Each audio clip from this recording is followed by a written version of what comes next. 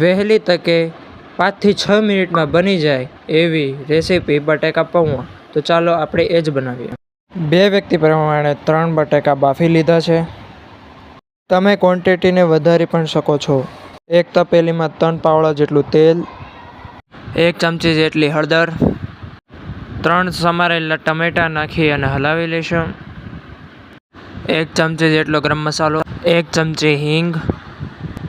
Mix કર્યા બાદ સ્વાદ અનુસાર મીઠું અને ખાંડ. પછી ધાણા, આદુ, મરચાંની પેસ્ટ 1 ચમચી.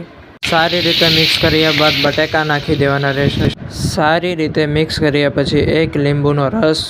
પછીથી અગાઉથી ધોયેલા પૌવાને એડ કરીશું. અમે 2 વ્યક્તિ પ્રમાણે કર્યું છે. તમારી રીતે તમે બધી જ ક્વોન્ટિટી વધારી પણ શકો છો. સારી રીતે મિક્સ કરી લેશું. અને હા, તમારે શિંગદાણાનો ઉપયોગ કરવો હોય તો પણ કરી શકો છો. બનીને તૈયાર છે. જો વિડીયો પસંદ આવે તો લાઈક કરો, સબસ્ક્રાઈબ કરો.